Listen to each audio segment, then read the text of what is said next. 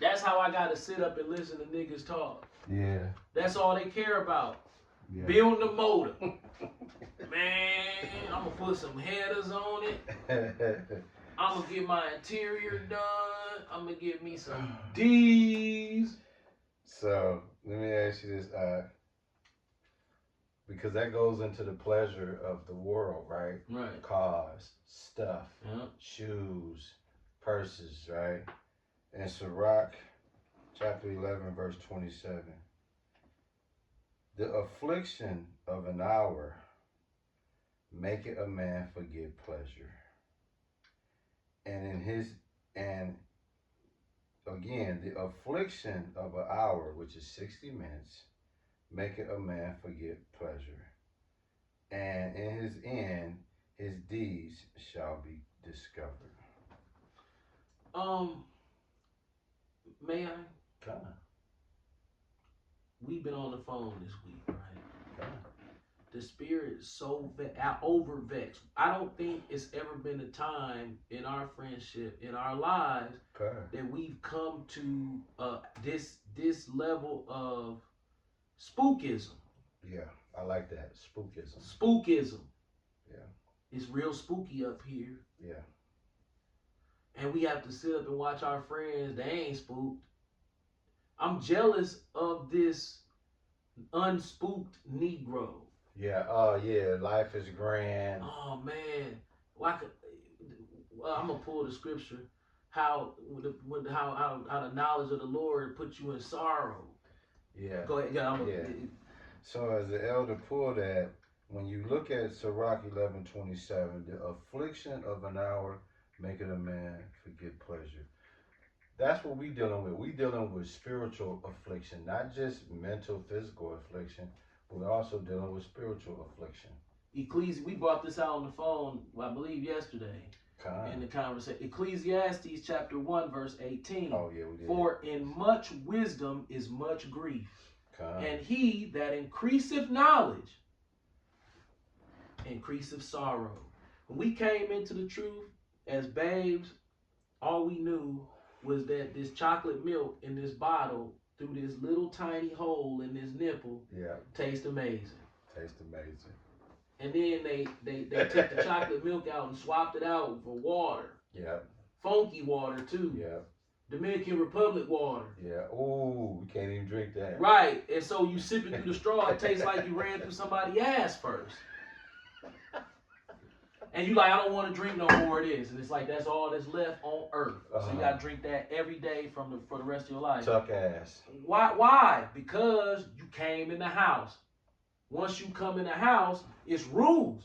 You didn't have to come in this house. You could have stayed in the house of fools. Yeah. We can talk about that. I forgot the scripture. Yeah. The house of fools. Yeah. I'm going to get that. Yeah, I got it. Yeah, you chose to come in this house of fools. Right. I mean, you chose to lead a house of fools. Right. Right, because we're talking about affliction, right? Why you think it said in Sirach 11:27, the affliction of an hour make it a man forget pleasure. Just 60 minutes of affliction, I can make you forget about all the pleasurable, desirable things. May I? Come. Ecclesiastes chapter 7, verse 4. The heart of the wise is in the house of mourning. Hey man, this shit. Right. It's almost suicidal. Like borderline. Yeah. That's how spooked you is. Yeah. If we end it now, the fear will stop. See that? So the only way you can get out of this shit business. You gotta walk down the tunnel. You can commit suicide now, or you can walk down that tunnel, and then because the way this is why people say, oh man, everybody died. That's the thing. We understand that. We have counsel on that. See, that's the thing. He was clear. He was clear. We know that. Right. But once you get on this level, the heart of the wise is in the house of mourning, but the heart of fools is in the house of mirth. Now, I'm on New Living Translation because Jake's stupid. Yeah. A wise person thinks about death, while a fool only thinks about having a good time. You brought that out the other day. Yeah, dude, I told you, bro. Like, we sitting here like, okay, Joey, today is a new day. You know what I'm saying? You a new man. You know what I'm saying? You a new man. You ain't sinning. These niggas sinning. When you sinning less, you trying to get better. Man, feel good. Right. And then guess what jump on your mind? Death. Death.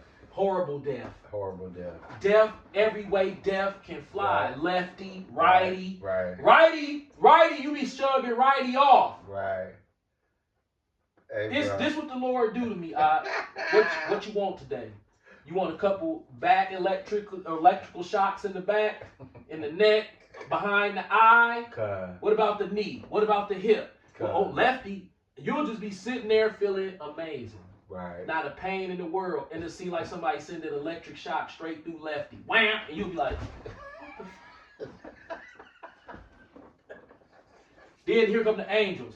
You know that's the #1 cause of death, especially for niggas like you. Right. You know, 50-year-old niggas. Right. Yeah. You know, the doctor be wrong. Yeah. The doctor be wrong all the time. Right. You trying to calm down. You like, okay. Right. Okay. You called me the other day like, hey, I woke up and lefty. Oh, not lefty. It was sitting there. It was almost like a motherfucker was sitting on my chest, above my heart. Like, all I gotta do is go a little harder with this shit. Right. Then guess what starts to happen? Oh, you think the fear over with? You start thinking, man, I wish I called my mama and tell her what's going on with Lefty. Then get what? You start realizing, damn, mom's 70 something. What about her lefty? Oh no. No. Yeah, what about her lefty? What about my mom's lefty? How many years you been dealing with this shit? Hey, I mean, let's put some real stankery on it. What about me and your dad's lefty? Don't even bring that up. Our dads died from lefty. Lefty gunplay came through on a mission. Yeah. Took his daddy out, then 6 months later took mine. Yeah. They was young, old. Yeah. My dad was 72. That's young, old. Yeah. My dad was 72. 72 is young, old. You old, but it's young, old. Yeah. My daddy was 68. Right. He didn't even make the 70 dog. Both of them had previous cocaine use. Oh, for sure.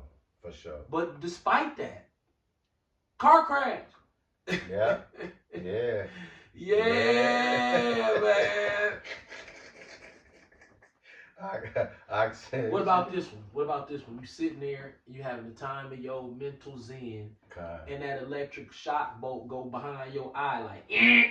Is that stroke? Oh no, oh no. Hey, now look, you my mans, bro. I'm dealing with that vertigo shit, right? Right. And it's so humbling because, like, how me and you sitting here talking, we trying to get through this word, and the Lord can boom. I can have an episode in a given second. Yep. Even if I'm driving, it's whenever the Lord me gonna twist the screw. Yep. You feel what I'm saying? Bro, we some garbage in a leaky, hefty bag on the sidewalk in Lower Manhattan. Getting dug through by the rats. Now let me ask you this. Why did you use that analogy of all analogies? I felt it was fitting. Did you witness something like that? Yes, I did. What was your initial reaction when you saw this in real time? What the fuck? Listen, Peter Santinello, he just uploaded a video today on YouTube in New York. He was going over the history of New York. He from Hoboken, New Jersey. So he spent a lot of time in New York as a child with his father. He said back in the 80s and 90s, New York murder rate was like in the thousands a year. They cleaned it up. It's like a super safe city, technically. But then he spoke about the mental illness that you see out on the street. Listen, bro. He was walking down the street. Remember how I told you, I showed you dude laying there in his drawers and shit? Listen, man. Listen, to all you brothers in the truth that be on Times Square, going hard. I made a pilgrimage because I have a spiritual way of looking at certain places that I go, because I'm looking at it spiritually first. I'm really not even trying to, I can see it carnally, but I'm trying to look at everything spiritually, especially where J-Bone from. J-Bone, nigga. J-Bone. See, I'm gonna be easy all of the day. Right. You know, J-Bone. You know, the people who names start with a J. You know, it's a group of people that exist. They got a whole lot of money. They wear little hats on their head, little hats, and it start with a J. Right. That you know I'll say it. Right. But I don't want to today. I like J-Bone. Yeah, J-Bone. Where J-Bone at? You know, Okay. J-Bone deep. But when you go out there, you see all these Edomites laying in the street doing crazy shit. I'm talking about things that you'll never see in Chicago or Milwaukee. You won't see it. That level of mental illness in New York is almost like, okay, y'all done been trapped in a basement somewhere and somebody done did experiments on y'all, shot y'all up with all type of crazy stuff, and then released y'all on the street just to see how y'all gonna act. These people are gone. Yeah, checked out all the way. Checked out. Yeah. Yeah. Because being eccentric is one thing, but no way in hell is you blowing snot on the ground in Times Square, then pull a sandwich out your pocket and rub it around in all the snot on the sidewalk, and then start eating the sandwich. That's not eccentricism. That's Satanism. Heathenism. And I'm this far away from being that way myself. Bro, these demonic entities that are attacking me, causing this mourning, we was warned about coming through the door. Yeah. Once you come through the door, ain't no turning back. I mean, here's the messed up part about it. Knowledge don't turn off. You would have to have that Will Smith, you know, in Men in Black, when him and Tommy Lee Jones show up and do like this, then you can go back in the world comfortably. But with the knowledge that you got, how you gonna turn that off when you in a worldly setting? Right. You know it already. Facts. So now, the ignorance that was once blissful, you're not ignorant, but you're in a hedonistic environment, and you're trying to be blissful, but you sitting there and all you can think about is the knowledge. Right. So you can turn around physically and go back in the world, but there's a level of understanding and knowledge that come, and it ain't that, I don't know how high up it is, because this is the pinnacle of my psychological spiritual breakdown when it comes to fear right now. We talked about this. What is the fear of God, and what does it look like? What does it feel like? How consistent is it? Is there relaxation in the fear of God? What if there's we've contemplated this thought. What if there's a level that when the Lord unleashes to you how terrible he is, you can't, you scared all day. Yeah. And you can't shake the fear. What if that's the definition of the fear of God? No sleep, no comfort, constant torment of afraid, to make this entity mad, but it's too late. You already made them mad. Yeah. A GMS brother did a video on Lil Boosie when he was saying F the Most High and all like that. Bro, listen, bro. When he said that, it make your spine literally like it's the ugliest thing I've ever heard a man say. Ridiculous. And he said it with like I was outdone. Yeah. You're supposed to use the default setting on that one. You know how you be like, I ain't gonna say it just in case. Like you didn't even have sense enough to run the default setting. Now you know the thing about that, bro. What's Boosie known for doing? Disrespecting the Most High. Now what he just did to his son. got his son. No, his son got caught with like all type of pistols and all that. How you trying to thug? Jake is that's see, your daddy got millions and millions of dollars, and because he have this gangster personality, and he love you because he see himself in you.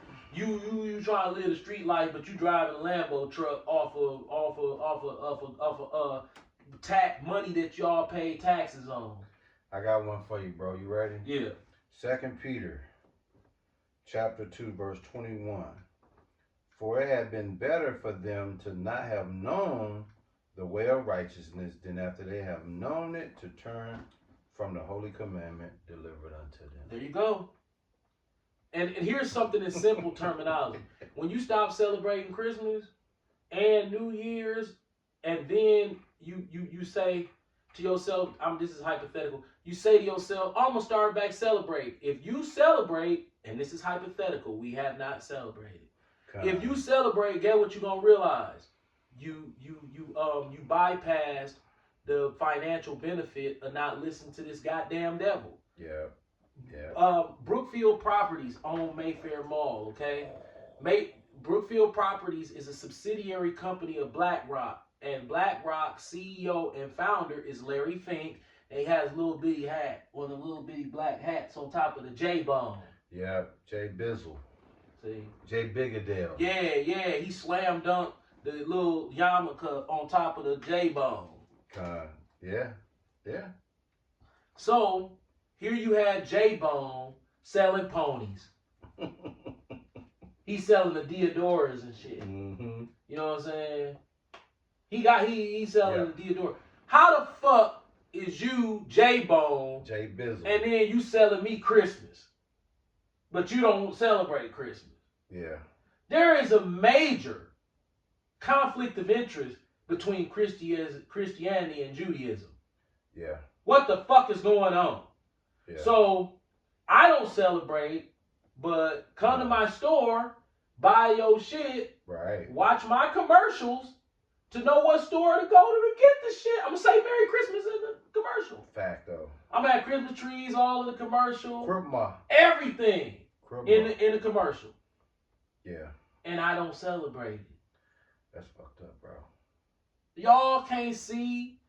Remember when Denzel said, we've been hoodwinked, bamboozled. You know, right? It's like, damn. And then guess what? You try to tell Jake that, well, shit, I don't care. I'm celebrating Christmas. Grandma. I'm saying my kids gonna get some Christmas shit. Like, dog, they gonna have a good Christmas. Like, dog, you an MK Ultra mind control monkey shine. Yeah, that's what you are. Yeah, he's a monkey. He's a monkey. How can you expect me to buy a Bucks ticket when J-Bone owned the stadium? Yeah.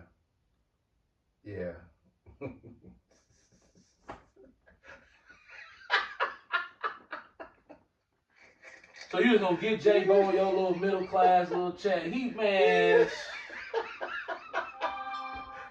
Your little working class, middle class, barber out the basement ass, 200.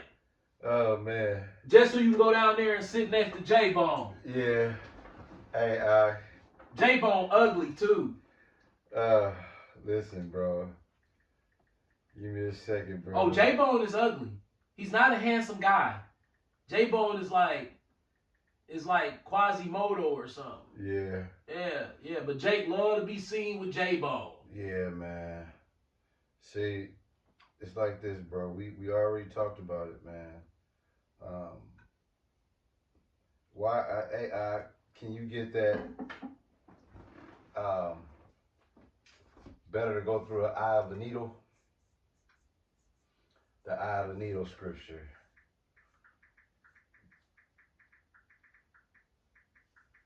This motherfucker, this motherfucker had brainwashed our women in mass numbers to believe that if you can't go to the mall and spend an exorbitant amount of money on luxury branding,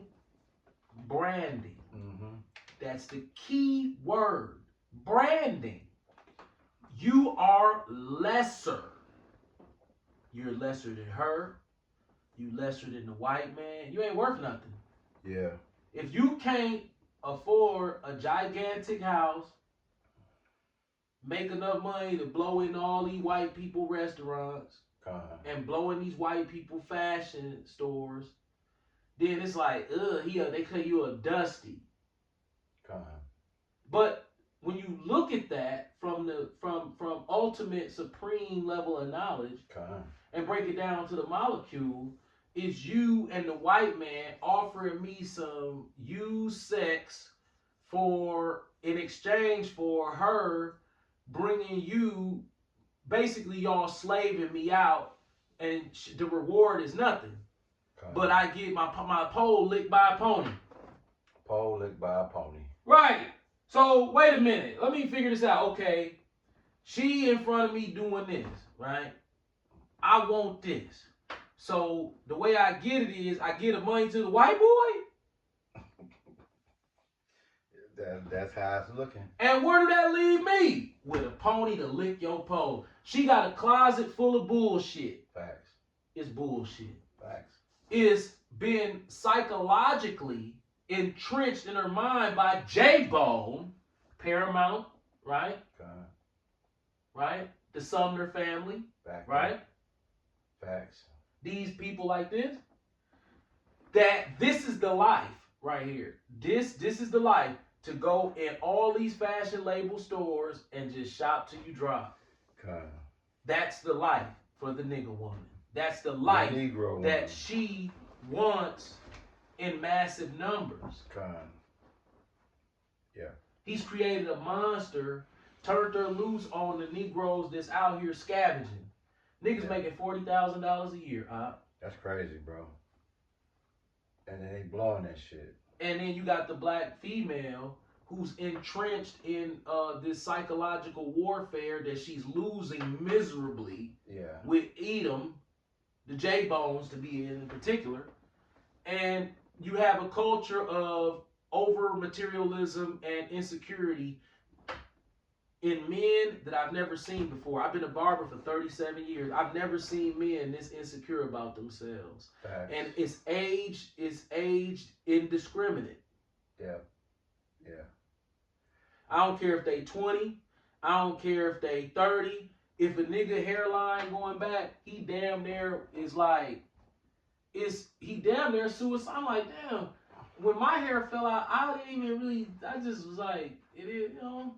Bro, Stephen A. Smith. Crime, boy. Stephen A. Smith and LeBron James. Two, like, niggas that you feel financially well off, insecure about their hair, bro.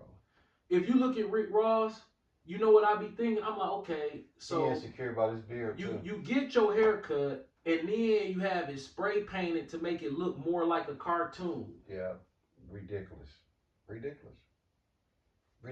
bro. That's lack of love and lack of self-confidence. Why? And then, and I, please let me get this disclaimer, because I don't want to make it seem like I have it's the problem that I have with it is what I believe to be what the message is. Yeah. Because I don't have any, you don't have any. No. You know, I got a soft spot right I'm talking about, I'm going to tell you what I'm talking about. Okay. I'm talking about the veneers. So now. Oh, yeah, dog. So now, here go a 50-year-old man aging gracefully. What we going to do with some veneers at 50? We 50-year-old men aging gracefully. We still have most of our natural teeth. Most of them. Right? I got 29 of the 32 that was given to me. I think I'm missing maybe 4. Yeah. All back ones, one kind of closer to the front right here. Yeah. But I still pretty much got all these natural teeth. These are what I had. Okay. Now, we aging. We 50 years old. Those teeth are not going to look the same as when you was 20. And when you turn 70, they not going to look the same as when you're 70. Okay. So now you have this culture of straight black men who now aging gracefully is a pair of veneers. Yeah. Right? Some the chew camera sets. on his is ridiculous. They look stupid, man. It's like like, bro, you look like a horse by the face, dog. That shit. That shit ain't right, man. Yeah, It ain't. His shit he got fucked over. Yeah, they fucked you over, boss.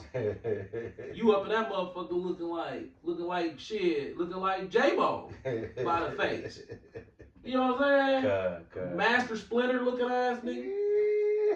So you have all these 50-plus-year-old men with veneers, makeup on, and fake hairliners, and fucking dye in their head. Yep. So when you see somebody like us, who we take care of ourselves, yeah, we don't got veneers. No. So now we look old, right. which is okay. But my point is, they trying to turn men into this insecure, feminine spirit. You gotta be the male version of a bitch. Right. You know what I'm saying? Super neat, clean. Yeah. You gotta be a flawless. male version of a female. Put some makeup on. Care about every little detail. You know the next thing they're gonna do, they're gonna start using that Bobby Brown makeup and shit. Yeah. They're gonna start covered up their blemishes and shit. Yeah. You niggas pathetic, man. It's sad. Yeah. It's one of those things, bro, where we in a time, we talked about it earlier, we in a time now again where man don't need, like, shit that's supposed to be masculine is feminine now. Yeah. Like, feminine is the new masculinity for man. Baby and all these niggas wearing dresses. Lil Baby, the rapper, they all wearing dresses with belts, boots and shit. You got Russell Westbrook.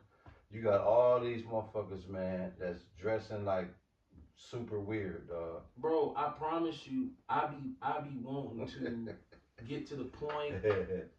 I literally, I'm so withdrawn from society. And when I go into the matrix, like, I don't see the world, this fear, this overwhelming fear, that's set into my life because I'm thinking about imminent death. Yeah. Just as the scripture said in Ecclesiastes 7:4. Listen, man, if you wise, you can't, you have to think about death all day, because that's the only way that you can find space to show some respect to the Lord. Yep, and that's your only out. If you stop being afraid, you start slipping. You get comfortable, you get cocky. You get disrespectful. And then you forget, like, dog, you get your ass tightened up. Right. Or like you fall into, you tend to fall back into the worldly way of looking at it, like, man, everybody dying, you know, it's gonna happen when it's gonna happen. Right, but nigga, you ain't scared that a bullet will fly through the goddamn window through your neck in this motherfucker, man. Right. Oh, man, the Lord is man, listen, man. It says, better is it to fall, what is it? The worst thing to fall into the hands of the Lord. I forgot. Let's get that. Let me see if I can get that one, bro. Let's see, man. I think I know what you're talking about.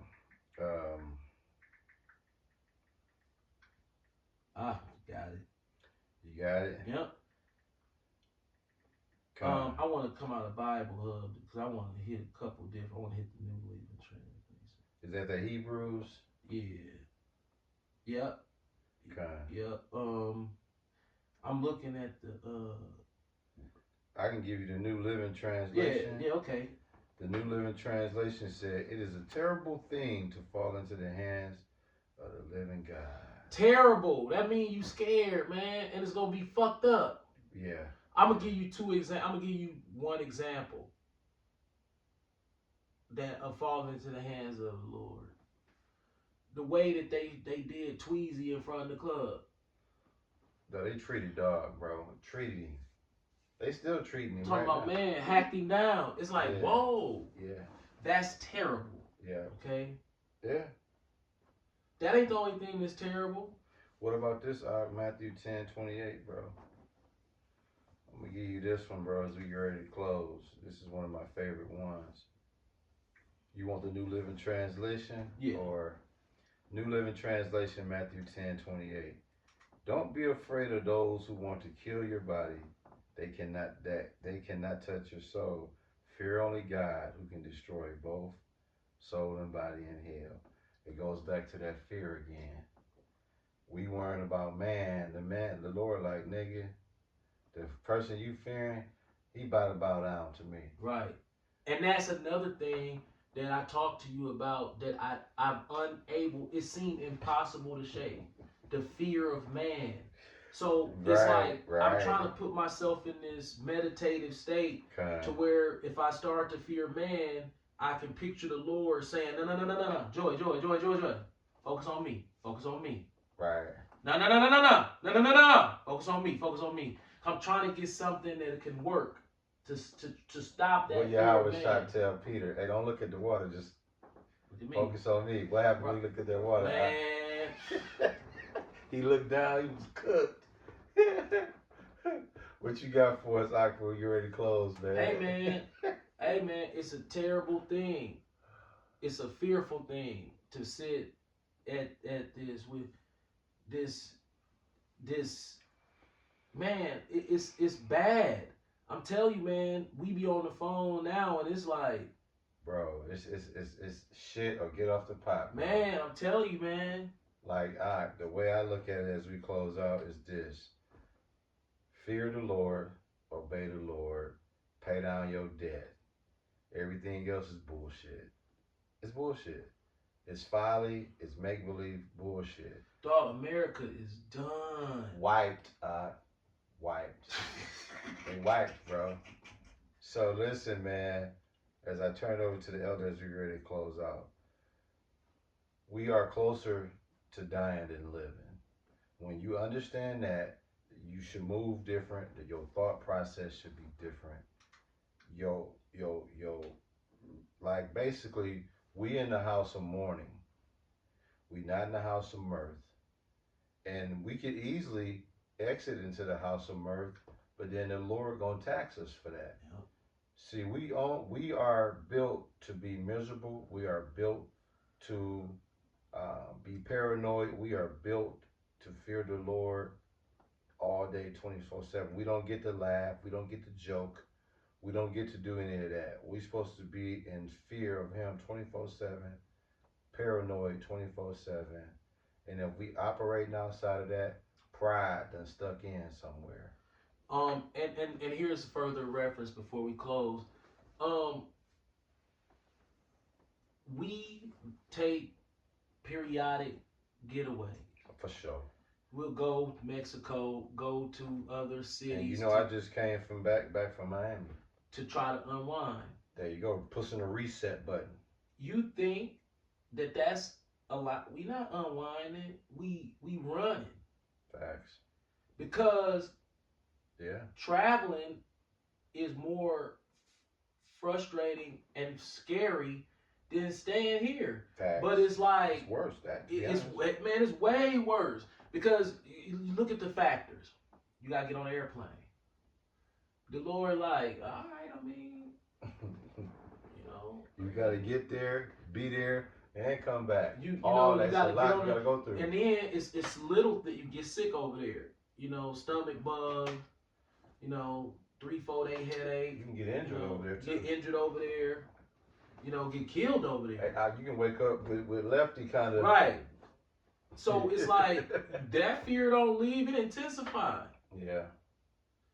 And then you got kids back home, family back home. Yeah. That you like, okay, I'm trying to get through this vacation without getting a phone call. There you go. Because don't forget about those phone calls. Yeah, and them gonna come. As long as your number ain't gonna change and the Lord gonna make sure you hear it. Something bad happened, and after you get that phone call, you down in the motherfucking vacation. Your vacation is over at that point. So it's and like you still there dealing with that. All praises to Yahweh, through His only begotten Son, Yahweh Shai Shalom, to all the Aquafin out there. Increase the fear. Con. And in hope the Lord will give you pockets to unwind from the fear. Facto. Shalom. Bro,